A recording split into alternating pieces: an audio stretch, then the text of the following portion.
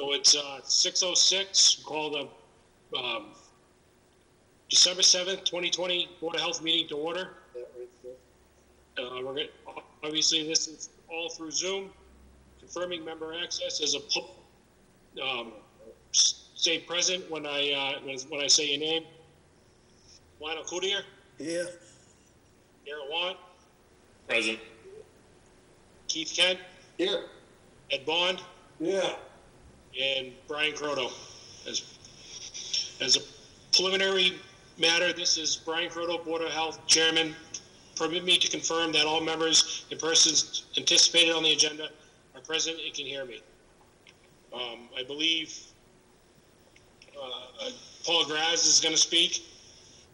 And then anybody else, when they speak, if you could just state your name and your role in the situation so that the secretary could record the notes appropriately. And for staff, we have James Hebert. Yes, I'm here.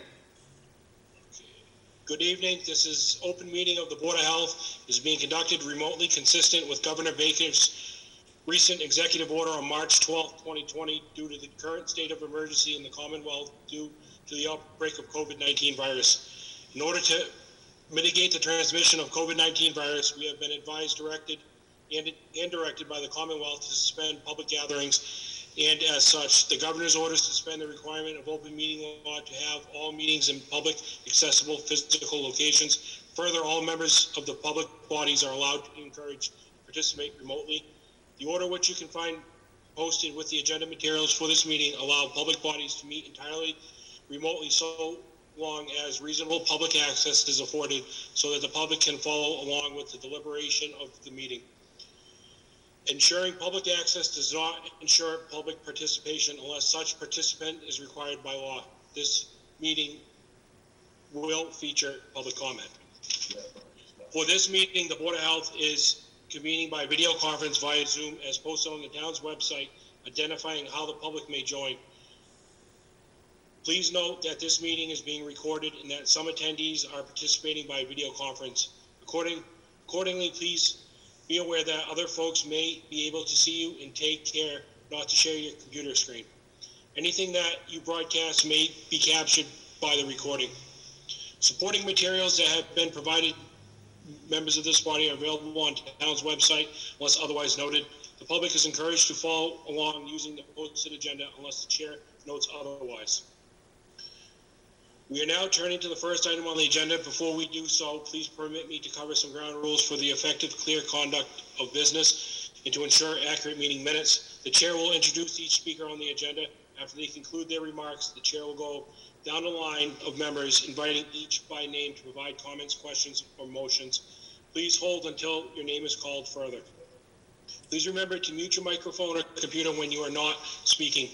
Please remember to speak clearly in a way that helps generate accurate minutes. For any reason, please wait until the chair yields the floor to you and you state your name before speaking. If members wish to engage with other members, please do so through the chair, taking care to identify yourself. After members have spoken, the chair will afford public comment as follows. The chair will first ask the member of the public who wishes to speak, identify their names and address only. Once the chair has listed all public commenters, I will call on each by name and afford 3 minutes for any comment. Finally, each vote taken in the meeting will be conducted by roll call vote. So leave it on that. Yeah, I'm gonna minimize this.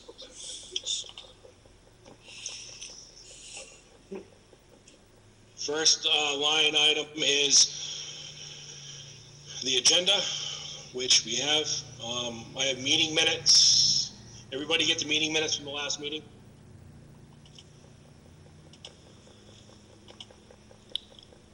Yep. Yes, I received them. I got a copy of the October 5th minutes.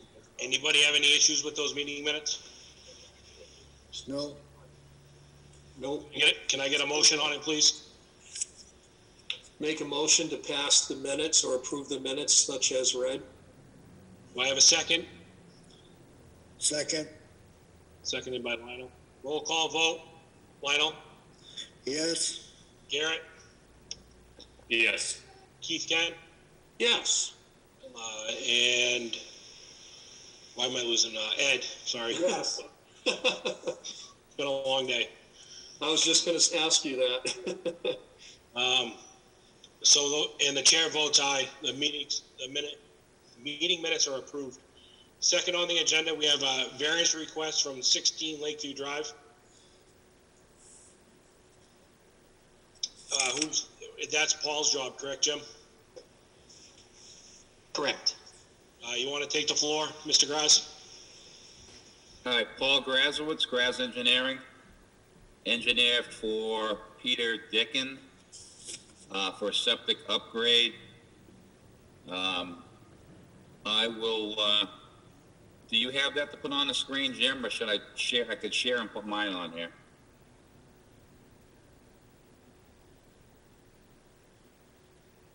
Let me put mine on the screen here. There we go. I think I got it up there. Oh, okay. Yeah.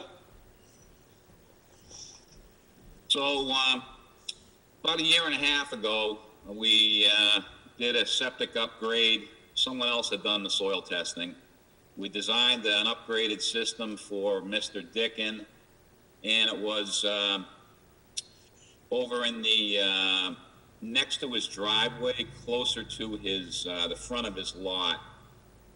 And as with this one, we needed waivers, and basically we had some well setback waivers. In particular, Mr. Sordoni, right to the south of us, he was about 68 feet away. The abutter to the south of him, I can't remember the name now, he was 80-something feet away. And those waivers were granted, and subsequently, Mr. Sordoni was unhappy with the decision and sought legal recourse to regarding the well setback. So, in the meantime, it was agreed that we would do some additional testing and see if we could redesign a system that was further away from Lot 41, Mr. Sordoni. So that's what you see in front of you there, those three trenches. It's a totally new location for the system. We were able to, the abutter to the south of Sordoni is now outside of the 100-foot radius. Mr. Sordoni is now 86 feet from the system versus the 60-something feet before. We're 99 instead of 100 to our own well, and we did now include another abutter to the north of us, Vorfeld. In putting the system at this location, we now need a waiver on their well offset from 100 feet to 87 feet. And you'll see the radius on the plan there going through basically the middle of the system. So we have the well offset waiver requests, and we also have, as we did last time, a distance from system to property line being less than 10 feet. In this case, there's a little over 5 feet, so we're calling it 5 feet on the variance request. And that's to both property lines, to lot 62 to the west and lot 46 to the north. So we're 5 feet from those. And that is the essence of this. So on the existing two-bedroom side, it shows that you put in a breakout barrier, correct? Yes.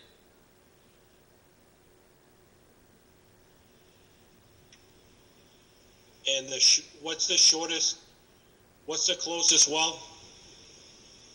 closest well is now 86 feet. That's Sordoni, lot 41.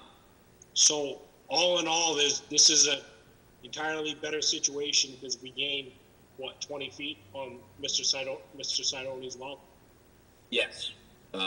We do include 2 more wells with this revision, one being our own, which is 99 feet, and one being the abutter to the north, which was outside the 100-foot radius before, and now they're within 87 feet of this upgrade. Any other members have any comment on this? No? Go ahead. Go ahead. Did you ask if we have any questions? Yes, sir. Yeah, what does Mr. Sardoni think of this? Does he- Well, through his attorney, they seemed happy and told us to go ahead and proceed. Mr. Chairman, if I could, Alex Weissite from KP Law Town Council. I see that counsel for Mr. Sardoni, Attorney Christine Tree, is on the call here. So if it's all right with you, Mr. Chairman, I think it would make sense for her to address what concerns, if any, her client still has. I absolutely agree with that. Thank you. Thank you, Mr. Chair, and thank you, Attorney Weisheit. Mr. Chair and members, the reason I am here today is merely to appear in support of this plan. I would like to simply express on behalf of my client that we appreciate both Mr. Graz's and Mr. Dickens's undergoing what was necessary to find a solution that was best for both parties. I know that for some people, the increase in the setback to his well may not seem that significant. It is to him. These are relatively narrow lots. They're bordering a piece of water.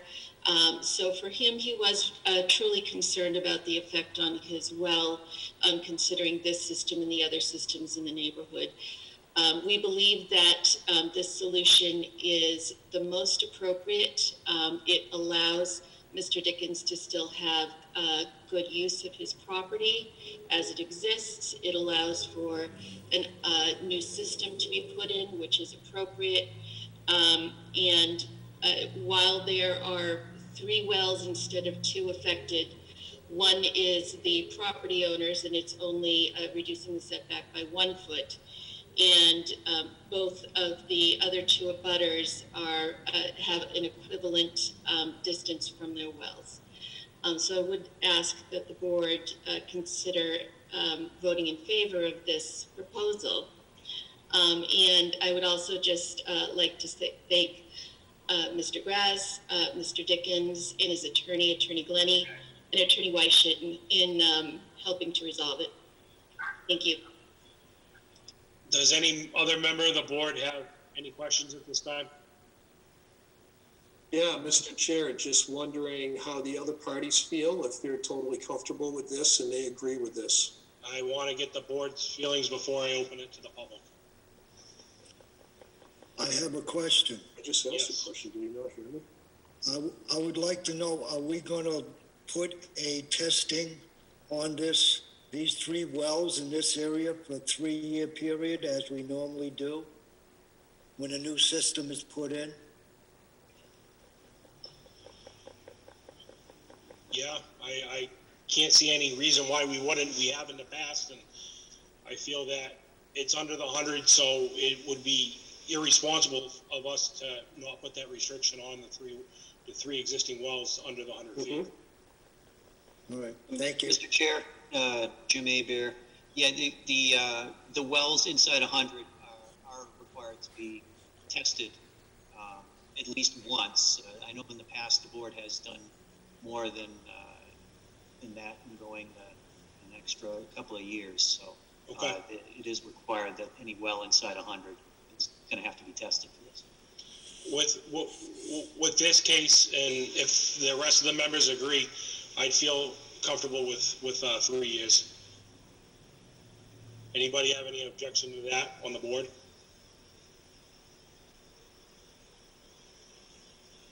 No? See none. So if there's no more questions from the board members, I want to open it up to the public that's on. Obviously, we don't know all the people that are on. If you want to speak, just state your name and your address, please. Mr. Chair, Go ahead, sir. Keith Kent, member 30 Mason Street. I'm just want to know if all parties involved with this are now mutually acceptable. They feel everything was equitable and fair. I just want to know how all parties feel at this point. That's why I opened it to the public, Mr. Kent, just because I don't know who's on and if they're on for that reason. Yeah, I'm just curious, sir. Yep, me too. Have you had any questions, Paul, about any of this? Mr. Chair, Yes, sir.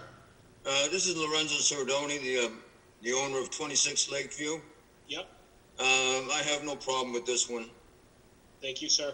You're welcome. Did anybody reach out, Paul, other than Mr. Sardoni and his lawyer?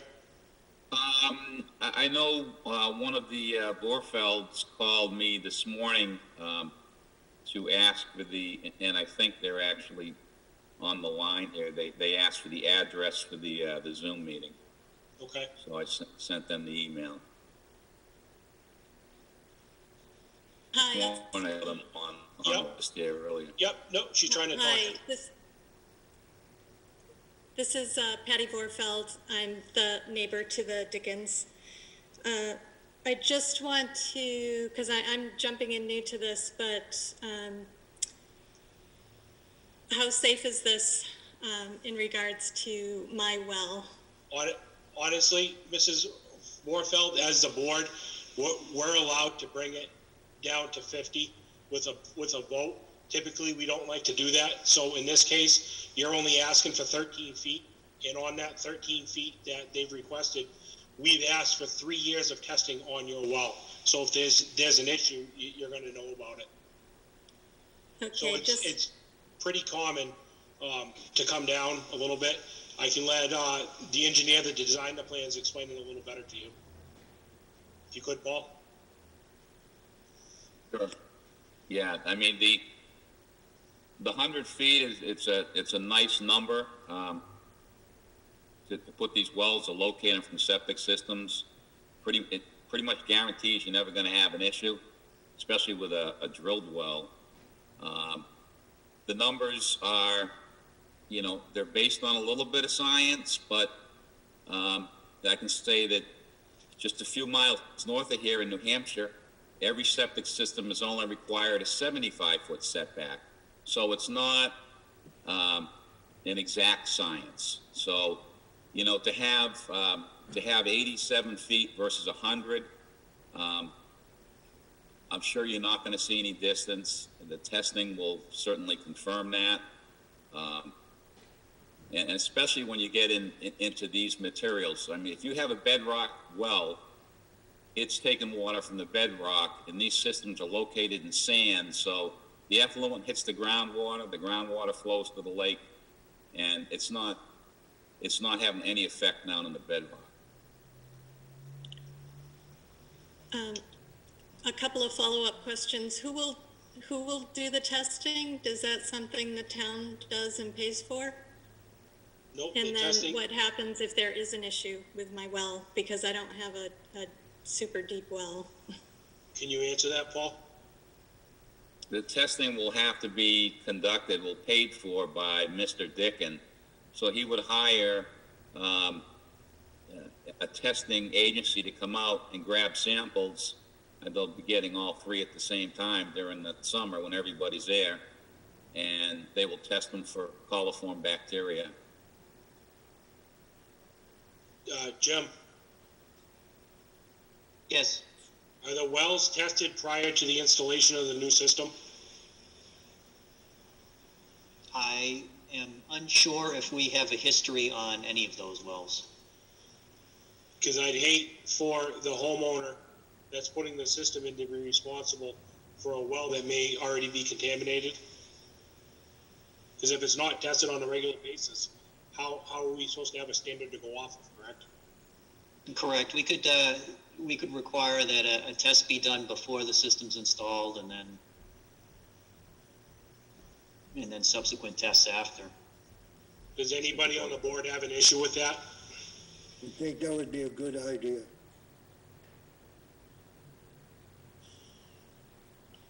Then just two more questions. Then hopefully there's not an issue, but what happens if there is after the installation?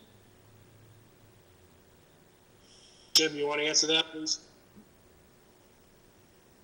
We'd have to look into to see if there's any obvious sources of contamination, and do our usual investigation at that time. There's probably a lot of factors that could possibly be involved, if it's a drilled well, if it's a dug well,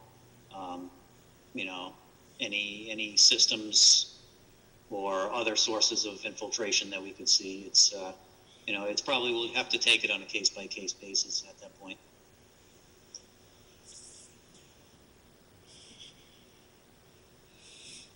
Are you all set?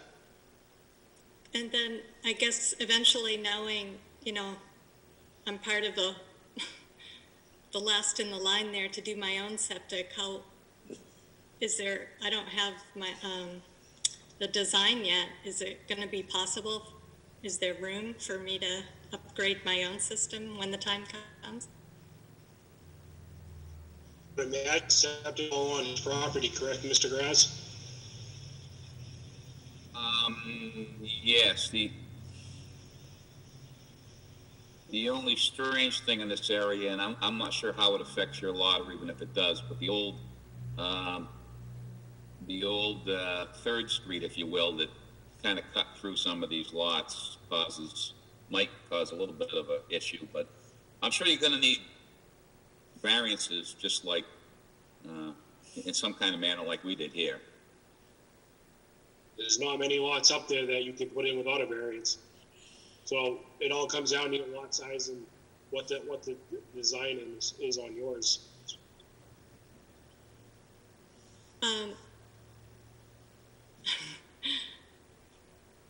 So there's no guarantee.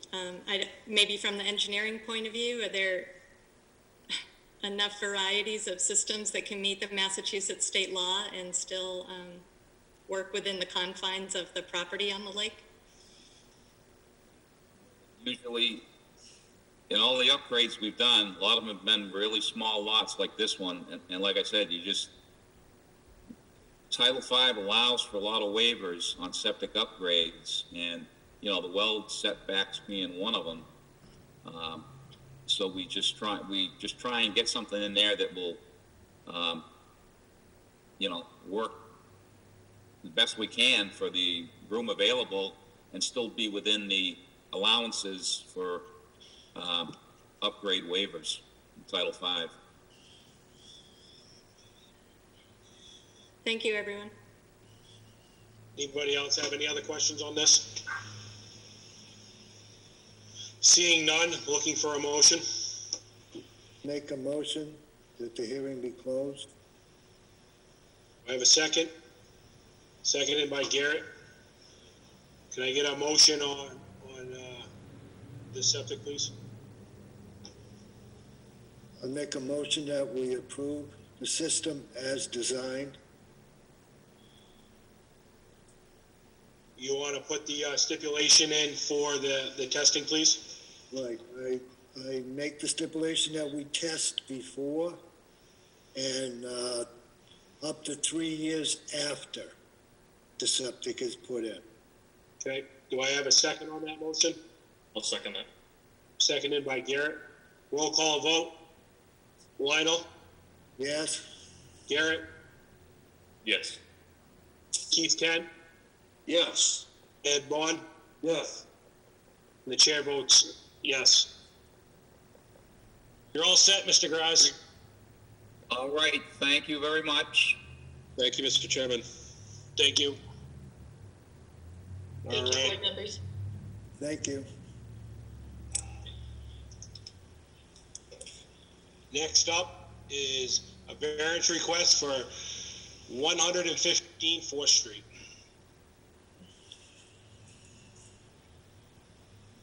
What do we have?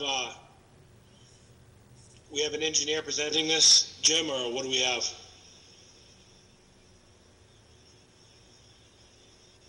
I believe we do have the Title V inspector and the homeowner here on the call.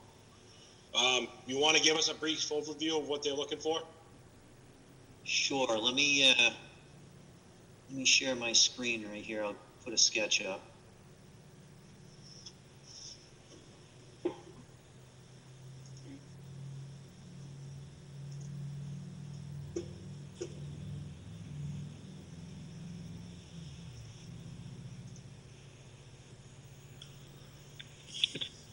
Basically, this is a Title V inspection, like we normally have.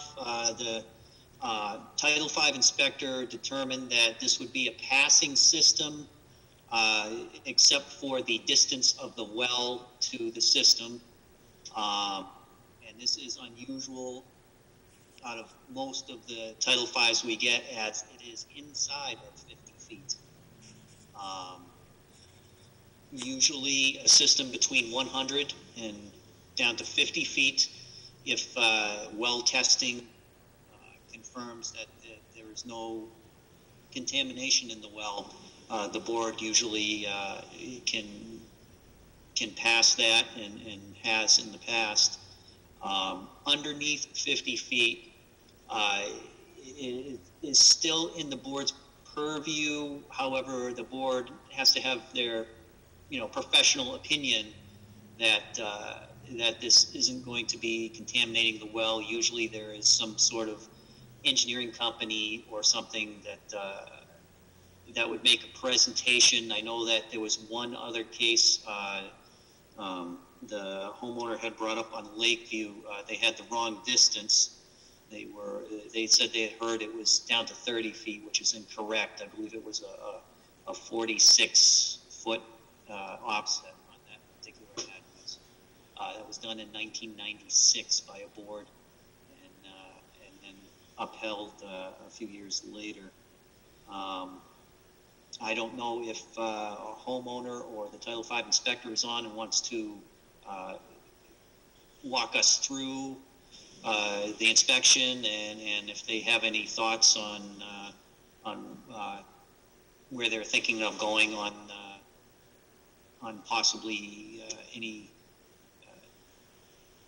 anything to make this situation a little better or not.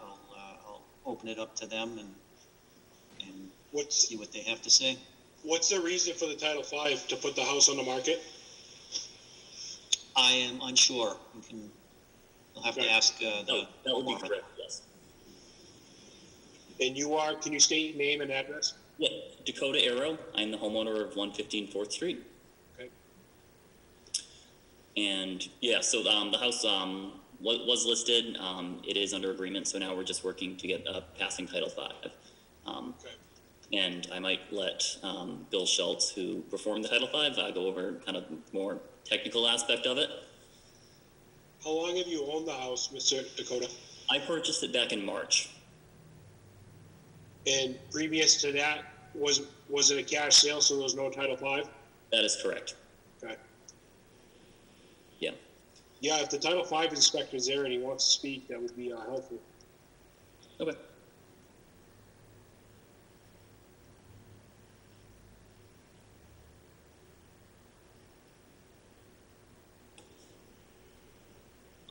You have to unmute yourself.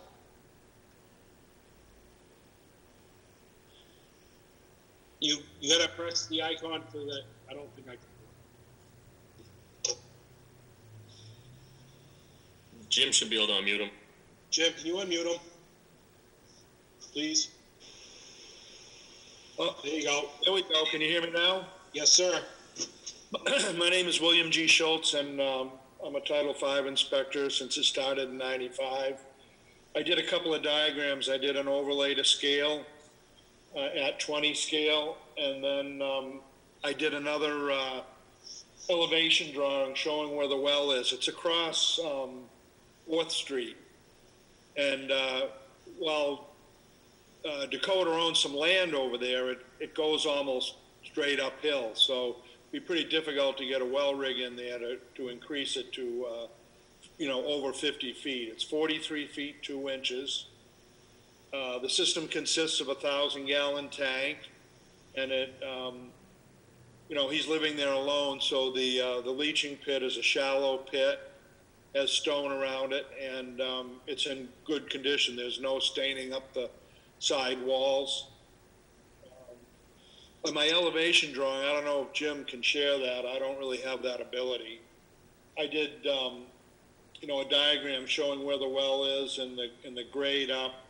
And as the previous engineer showed, the wells go down to bedrock and the water heads towards the pond. So I don't think there's any leaching back. No other wells are affected within the 50 feet, and it's just to code his own well.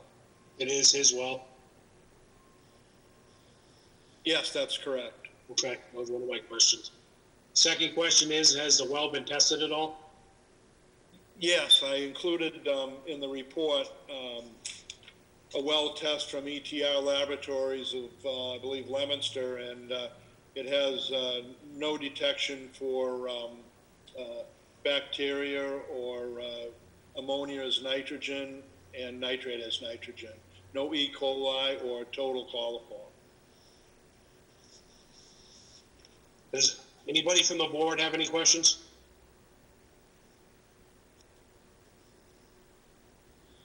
Yeah, Mr. Chair, this is actually clearly a complicated situation. Obviously, it's trying to make the best of a bad situation with such small frontage footage, the lot size, the uphill factor. Before anybody goes forward, I mean, I'm obviously assuming, not trying to be Captain Obvious here, but I'm assuming every possible alternative based on the small site has been investigated. I don't want to speak out of turn, but I would lead to believe that that's probably true.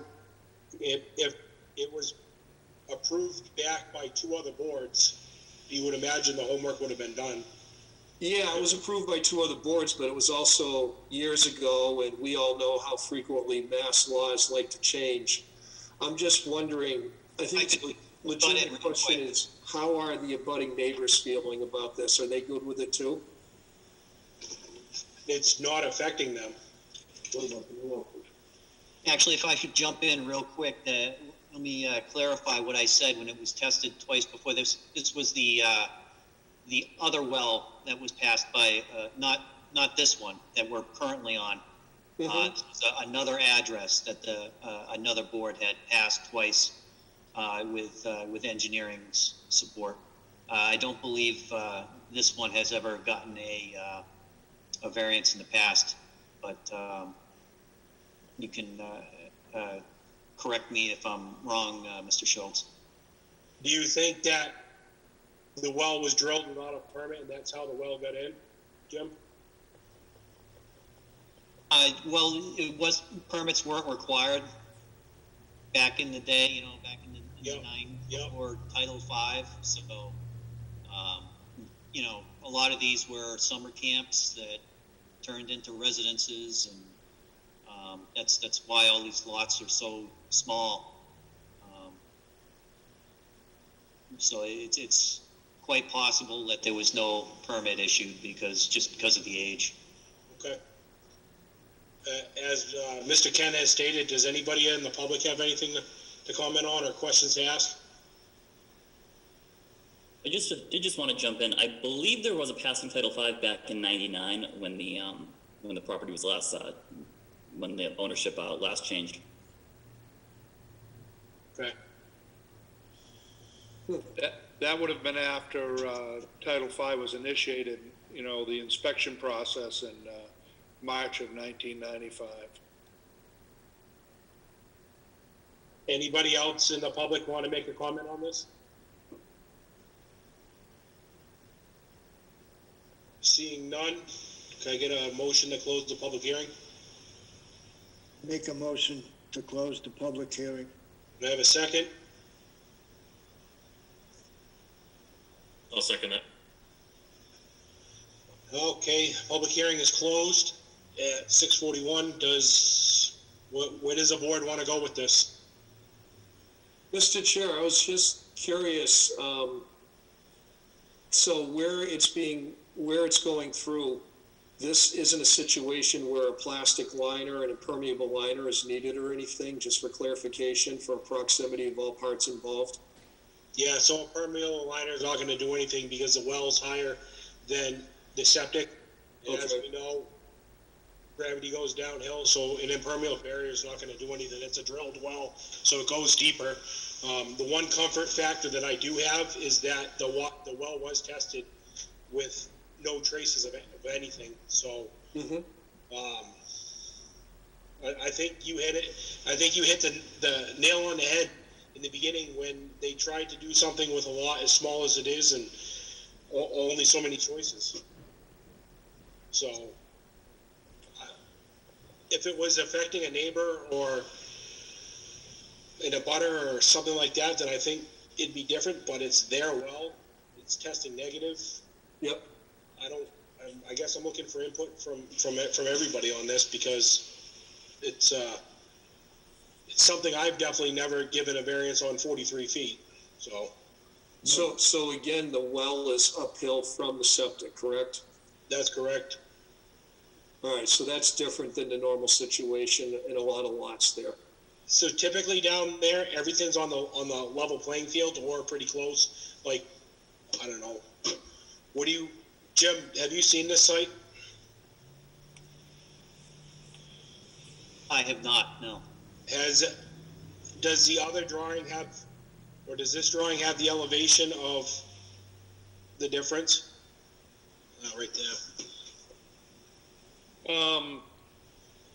It's a 20 scale, and I drew it to scale. The road in front of the house slopes away from the well towards the house, and there's a little retaining wall there that kind of would hold ground, rainwater. And then it drops about 3 feet down to the area where the tank and the leach pit are.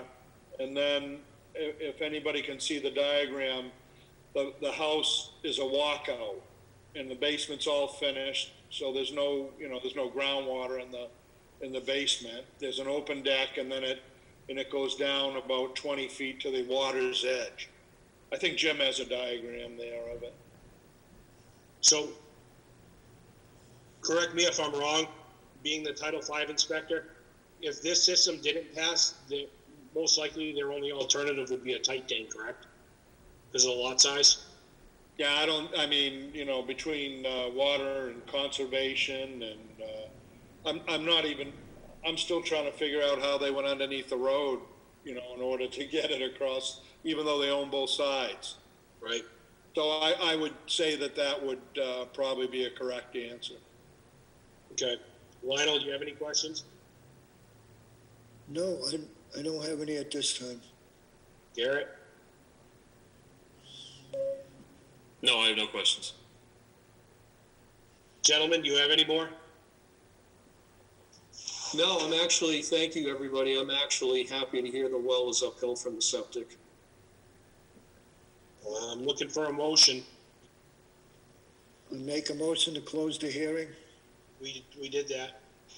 Okay, yeah, but we can close the whole hearing at 6:45. Looking for a second on that, please. Second. Looking for a motion on the variance, please.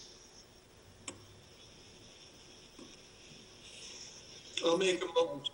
Go ahead, sir. I make a motion that we approve the variance. Do I have a second? I'll second it based on all the data we've been provided. Okay. A roll call vote. Mr. Cloutier? Yes. Mr. Want? Yes. Mr. Kent? Yes. Mr. Bond? Yes. And the chair votes aye. You're all set. Thank you. Thank you, gentlemen, for your time. Yep, have a good day. Good night. Good night. Next up, we have food permits. We have this first one is the Snowbound Club. Did you have a chance to look at them, Mr. Kent? No, sir, I did not. So,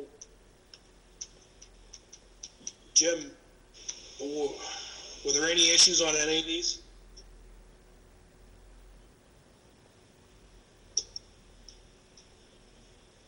Let me flip through them right here. There's, You want to just read them off? sure. And as you read them off, we can vote on them. Okay, first off, we have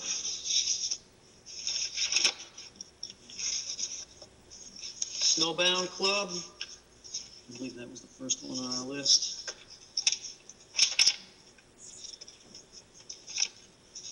Looks like all the paperwork is in order. No notations on that one. I'll make a motion to approve the Snowbound Club. Do I have a second? Second that motion. Seconded by, we'll go with Mr. Kent. Roll call vote, or you guys all right if we do one general vote at the end, or do you want to do each one individual?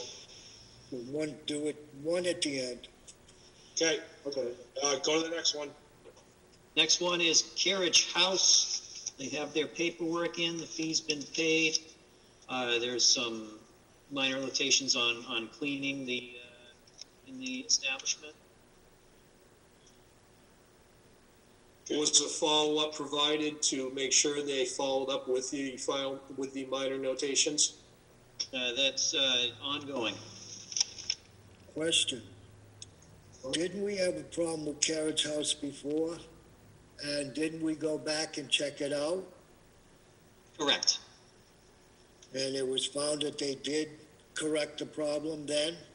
Correct. That problem, those problems were corrected in the past, and we have some others here.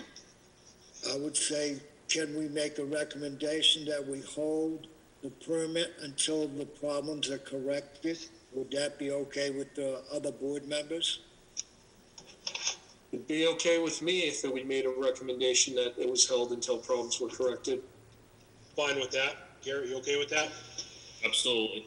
Ed, you okay with that? I'm okay with it. All right, that's what we're gonna roll with on that then. The Wichita School, Jim? Wichita School cafeteria, they have their paperwork in, everything's in order. I'll make a motion to approve. A second? Okay. And, so, just so a recap, the Snowbound and the Wichita School are all set. The Carriage House is getting, we're issuing the permit, holding the permit till a reinspection has occurred, and the Board of Health agent is happy with what has been fixed. Secondly, we're going to allow the Board of Health agent to sign all permits, and the board does not have to come in due to COVID precautions. Do I have a second on that? Second. Seconded by Keith Kent. Roll call vote. Mr. Cloutier? Yes? Mr. Want? Yes. Mr. Kent? Yes. Mr. Bond? Yes. And the chair votes yes. So we're all set there. Next up is invoices. We have one from Jim from Massachusetts Health Officer Association membership for $60. Can I get a motion on that? I make a motion to approve. Do I have a second? I'll second it. Seconded by Mr. Kent. Roll call vote. Mr. That was Mr. Bond who seconded it. Oh, sorry. It's okay. I can't see the mouse. Seconded by Mr. Bond. Roll call vote. Mr. Cloutier? Yes? Mr. Want? Yes. Mr. Kent? Yes. And Mr. Bond? Yes. And the chair votes aye. Anybody else have anything they want to bring up? Yes, Mr. Chair, I do have something under what would probably be new business, sir. Excellent. Go ahead. Okay, not to nitpick, but we have to obey the law. The signs that were recently re-stickered on the bike path, on the bottom of these signs, and I actually talked to Jim Aber about it previously, and he told me he agreed. On the bottom of the signs, there's actually a notation that is not legal that we could either cover up with tape or spray paint over. It does say on the current signs on the bike path that a mask is required unless there is a letter from a doctor with, a medical note from a doctor proving different. It's not how it's worded, but that's the gist of the sign at the base. That is illegal under federal HIPAA, medically protected rights. I talked to a police officer. No police officer has a legal right to make somebody present a doctor note. Once somebody says they have the medical exemption, the officer basically has to say, thank you for communicating as such, and walk away. I got this actually from 2 police officers. I wanted to get a different opinion. I did talk to Jimmy about it violating HIPAA medical rights and privacy. He said, in a text he sent me, he said, yeah, I can see where that is an issue. So we just need to cover up that portion because we don't have a legal right, nor do police officers, to make anybody show a doctor's letter. Again, it's just a simple violation, simple but major violation of anybody's federal protected privacy medical rights through HIPAA. I can see how it was easily overlooked. I think it was made, with darn good well intentions, obviously, especially in this day and age. But we do need to, the cheapest way to go about it would be just to cover up that portion of the sign so nobody can get us for violating HIPAA privacy rights. I don't think we should have to pay to replace it, cost the town money. We can literally cover it with duct tape. Why make the town spend the money on it? It's just a simple thing to fix. Jim, they didn't fix, I thought they changed that policy when they required all masks to be worn outside. Nope. They modified it that schools and employers can ask for a letter, but out in the general public, I do not believe that you can just ask somebody for a letter. Before we cover it, should we have an email sent to legal counsel to verify? I can check that through DPH. I just don't want to cover it and then it comes back on us for covering it. And I do understand where Mr. Kent's coming from because we obviously don't want to break any laws. So I think we need to do our due diligence before we just cover it. And if we do need to cover it, then I agree that we'll just put some white duct tape over it and call it a day. Yeah, because like I said, I've spoken with 2 different police officers to get 2 opinions, and both officers told me that if they had to approach somebody to ask why they're not wearing a mask, as soon as a person says it's medical, the police advised me that at that point they must say just thank you very much and walk away because even they don't have a legal right to invade somebody's HIPAA medical rights. So when we put on, and trust me, it was good intentions, I get it. When we put on a thing saying must provide a doctor's note, we as a town or the police have no right to make anybody show a doctor's note, and it's literally a lawsuit waiting to happen. So I'm trying to protect the town as well as the rights of the individual. So I'm coming forward with this, trust me, in the nicest way, not to be a meanie. Yeah, no, I understand. I just want to make sure that we're 100% legit, and if Jim can get that confirmed by DPH or legal counsel, then I have no problem doing it.